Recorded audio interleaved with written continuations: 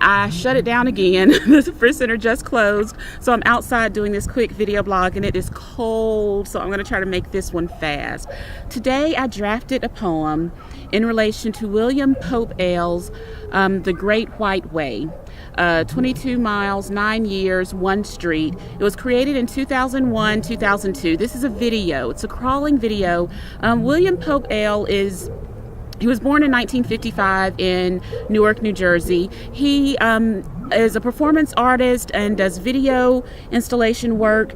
And let me read the draft of the poem and I'll talk about it a little bit more. Imagine some spirit-infused hymnline making its way down to you, wrapping itself around your boots and pulling you up. A pant leg, a robe, the lace of a low-hanging slip. Would you reach out, stroke the garment, then pick up your board and move? We laud the upright and upwardly mobile. What if your ascension will still be a low inching? You on your belly, you on your back, finding the similarity between crawling and flying's posture, noting the density of difference between air or concrete underneath. So again, that draft is in relation to William Pope.L's video that is part of the 30 Americans exhibit. It is about 5 minutes of footage of a man crawling either on his stomach or on his back through New York City. He goes on a ferry, he ends up on Broadway, he goes through part of a park and ends up on Broadway. He's wearing a Superman outfit, but is crawling, and he has a skateboard strapped to his back.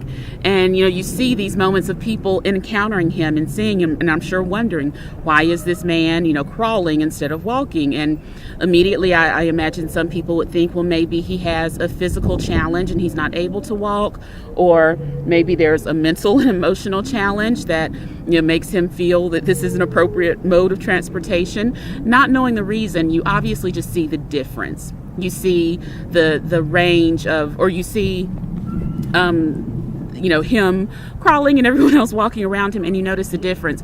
It made me think of homelessness. It made me think of, again, physical challenges. And ultimately, I guess the draft poses this question. If somehow, miraculously, just one little act of something that you could do would change your life, would make you be able to walk, would you take it? Would you take that opportunity?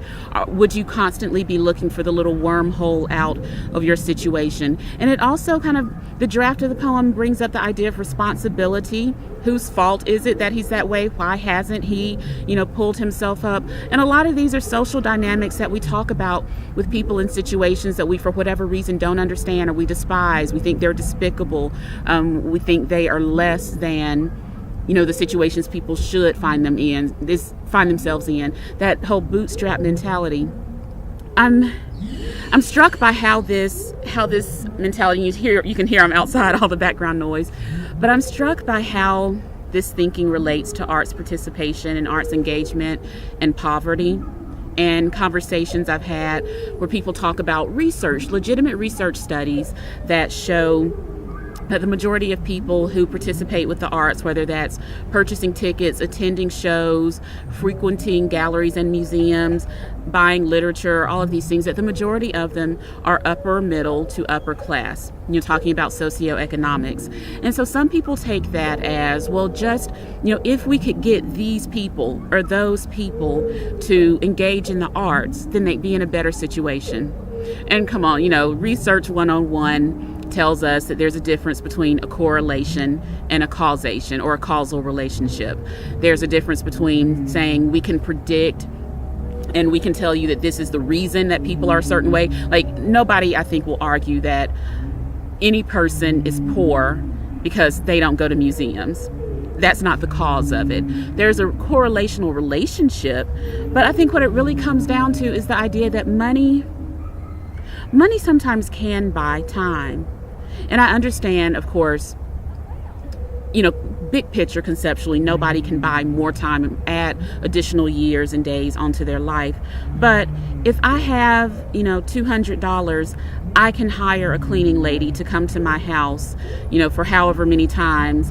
And that's 1 hour I'm not spending mopping my floors. So in that sense, money can buy availability. Resources can free you up to choose what you do or what you don't do.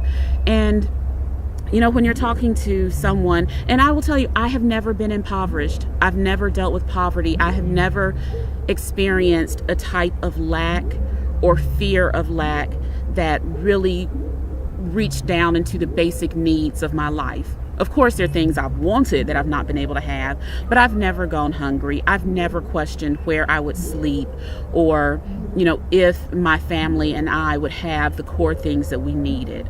That's not been my experience. I'm tempted to say something like, I know people who have. I have friends who have lived in poverty, and I don't want to be flippant in saying because of that I can understand it.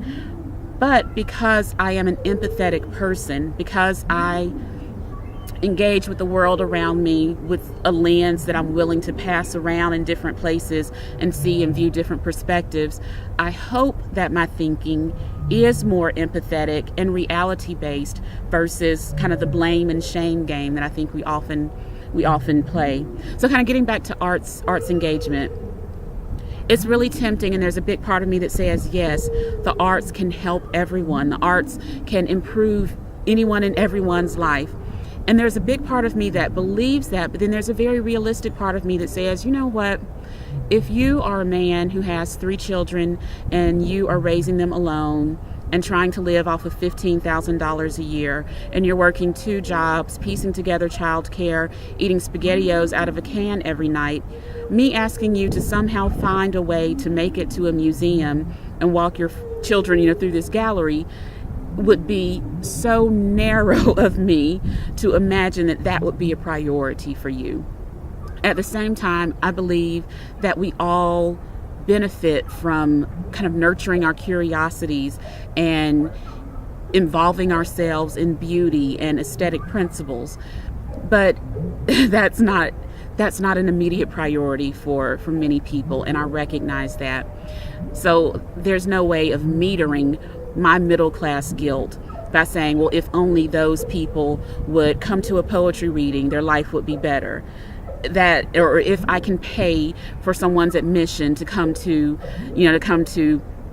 a performance, an opera performance, then their life will be better. And I feel somehow better about myself because I've done that. While arts access and participation, I think, is really critical for all people, the first kind of line of defense, I think, in terms of thinking about art as a tool for social change, is to take people where they are immediately, people who currently engage with the arts, often as a social symbol or social status symbol, and challenge people to look at the art that they're already viewing with a wider view, another perspective. I think art can change the world. Or better yet, let me put it a different way. I believe people who engage with art and grow critically and creatively because of it can change the world. A person who can look at a painting or look at a sculpture or attend a performance in another language or read a poem that initially confuses them and confounds them, a person who has the skills to engage with challenging images and ideas, work through them with empathy and critical thinking and creativity. People who have those skills have the skills to make decisions that do make our world a better place. So it's more than just buying a $10,000 painting and hanging it in your home. It's how does that painting develop your sense of humanity and ideas about the world and people around you. So when I think about arts participation and arts engagement and arts access, you say those kind of buzzwords, and a lot of people say, oh, it's about getting subsidies or a grant to make sure the poor kids have art. I believe that's important, and there's a way to do that such that it's not objectifying and narrow-minded. But first, let's take people who are engaging with art on a superficial level right now and make it more meaningful and life-affecting, and move beyond that tell them to kind of pull themselves up by their bootstraps and meet me here and do the things I'm doing so that they'll be in a better circumstance. Let's not do that. Instead, let's think with more, I don't know, a more humane way of being. I'm blabbering, but I guess I'm still visualizing the video, by the artist where he's crawling, and how nobody in the portion of the video that I saw stopped and asked him anything, asked if he needed help. And of course there's, a video, presumably there's a filmmaker following him, so people probably imagine it's some sort of performance, but you just see the spectacle. You see the spectacle that's made of this artist and this man who is crawling through a city, and you don't see kind of the shift that takes place in people's minds. And my hope is that that's what art does for us. All right, I will check in with you tomorrow. And yes. Yeah, I can go. Are you closing now? Okay, you see they're closing, so I've got to go right now. I'll check in with you tomorrow.